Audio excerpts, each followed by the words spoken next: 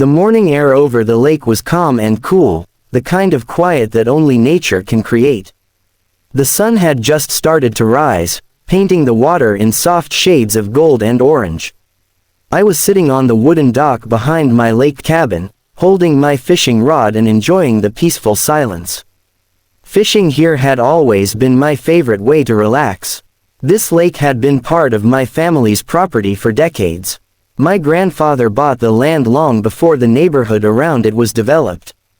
Back then, it was just forest, water, and a few small cabins.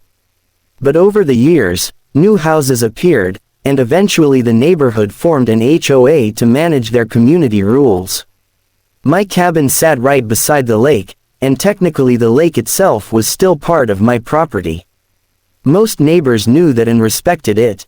I never had a problem with anyone using the shoreline as long as they were polite and kept things clean. That peaceful morning changed when I heard loud footsteps behind me.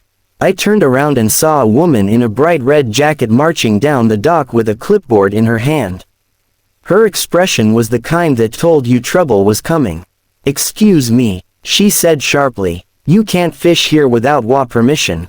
I blinked in confusion. "What?" She pointed at my fishing rod like it was evidence of a crime.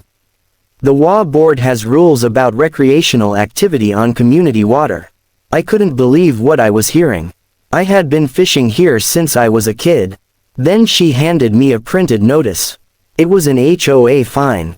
I stared at the paper for a moment, honestly thinking it had to be some kind of joke. The notice said I had violated HOA rules by fishing in what they called community-managed waters. The fine amount was ridiculous for something so small. I looked up at the woman and asked calmly, "Do you even know who owns this lake?" She crossed her arms confidently. "The HOA manages this area now. Everyone in the neighborhood has to follow the same rules." That was the moment I realized she had absolutely no idea what she was talking about. "You might want to check the property records," I told her. "Because this lake isn't HOA property." But she didn't care. She started lecturing me about regulations, community standards, and shared spaces. According to her, fishing without HOA approval was strictly prohibited. I tried to explain politely that my family owned the lake long before the HOA existed. My grandfather's name was still on the original deed. The cabin, the dock, and the water itself were legally ours. She barely listened. Instead, she pulled out her phone and began taking pictures of me like I was some kind of rule breaker.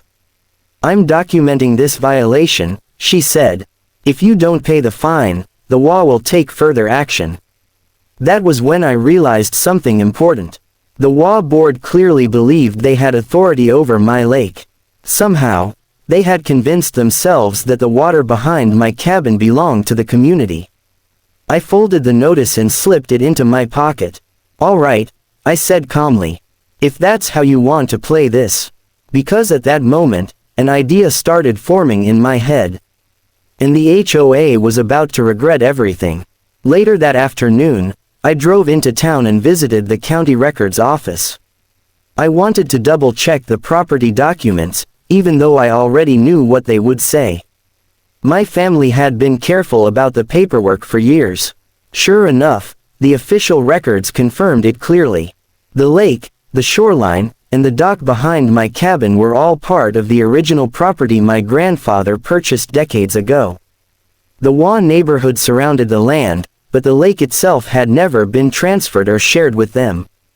In other words, the HOA had absolutely no authority over it. When I got back home, I started looking more closely at how the HOA had been using the lake. And what I found was interesting. Residents had built small fishing spots along the shore. Kids were swimming near the shallow end. Some neighbors even used kayaks and paddleboards there during the summer. Normally, I never cared. I always believed in being a good neighbor. The lake was big enough for everyone to enjoy. But now things had changed. If the HOA wanted to fine me for fishing on my own property, then maybe it was time to remind them who actually owned the lake. So I made a few phone calls and scheduled a meeting with a property attorney. I showed him the fine notice and the HOA documents. He read through everything, then smiled. They fined you for using your own lake? He asked. Exactly. He leaned back in his chair and said something that made me grin. Well, legally speaking, you have every right to close the lake completely. The next weekend, the neighborhood woke up to a surprise.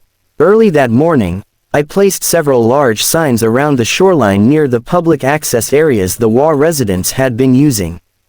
Each sign clearly read, "Private property, lake access closed." I also installed a simple gate near the small trail that led to the dock area.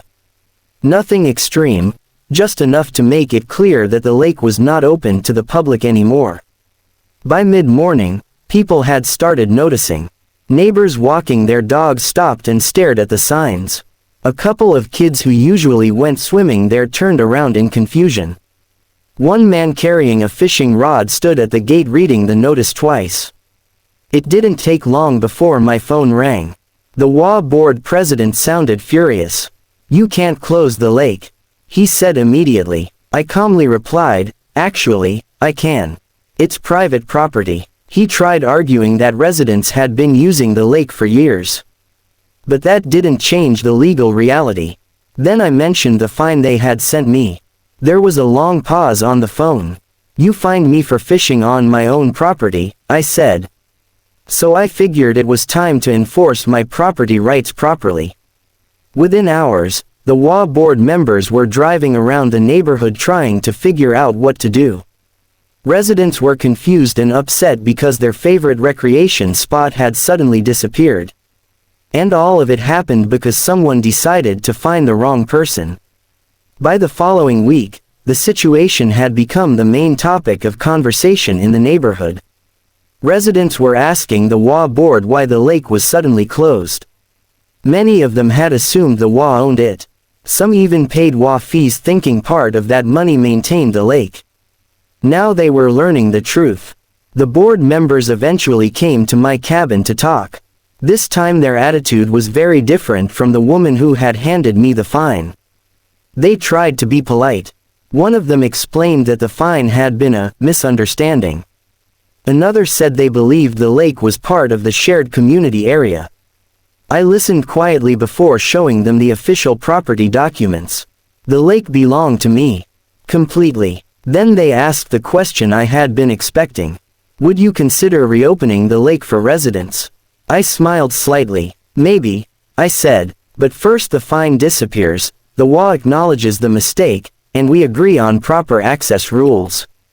Suddenly the same board that once tried to punish me was negotiating politely. Within a few days, the fine was officially cancelled. The HOA also sent a written notice to residents clarifying that the lake was privately owned property.